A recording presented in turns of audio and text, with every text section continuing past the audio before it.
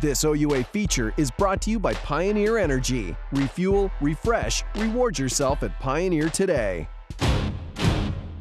The fact that he is one of 2 nominees from our university for the Rhodes Scholarship says it all. You have so much stuff going on that I have to read a list of everything you're involved with.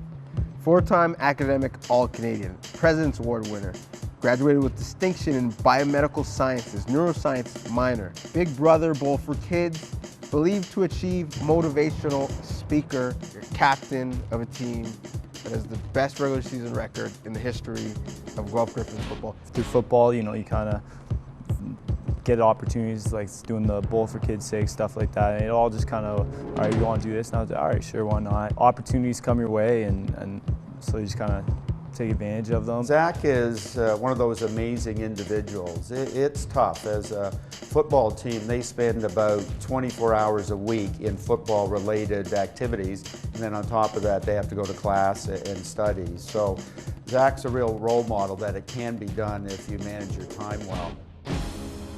Tell me about the accident that happened with Dan. One night, kind of play wrestling, horsing around. We were wrestling. Completely friendly, nothing aggressive, anything like that. Just takes a bad fall. And I fell. I landed on my head.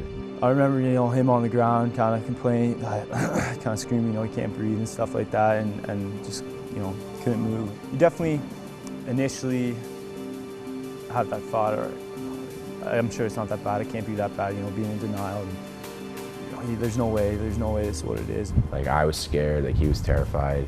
You know, I remember, you know, him telling me that, you know, he felt guilty. You go through so many different feelings. You know, you just feel terrible for Dan. Feel so emotional.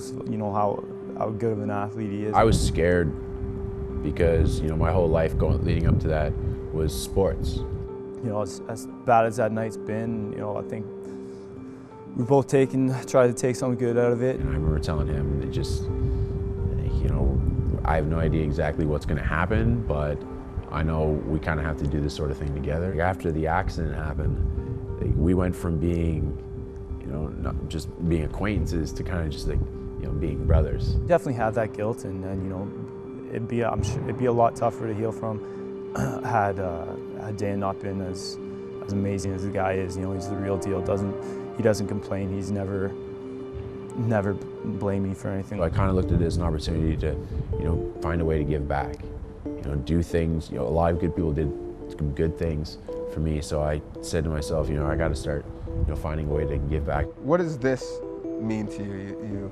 So that "Do It for Dan" T-shirt, and you know, so I wear it every practice. You know, doing my workouts, and it's just to remember how, you know, keep in mind how fortunate I am. Every game, Zach wears on his wristband Dan's initials, and he talked about the event and his subsequent commitment to medical school.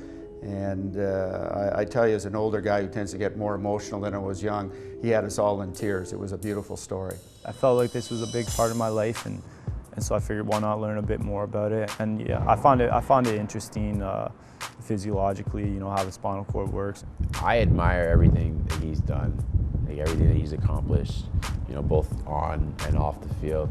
You know, I have never told him this, but like I look up to him. You had a decision. You could have gone to med school. You decide to defer it. He didn't know if he was gonna, you know, come back this year. He came to me and he said, "What would I do?" And I looked at him and I was like, you know, man, if I had a chance to play football for one more year, like, what do you think I would do? You know, it just felt like still a lot left on the table, and wanted to give it my all. Wanted to see how far I could take it. Do you sometimes kind of vicariously live through him? I do see myself on the field when I'm seeing him. You know, seeing him, you know, do some great things, making some big plays. Touchdown, Guelph! At one point, I was like, oh, is this happening? Right? Like, is this real? Like, it's almost like a scene out of a movie, right? Juggle!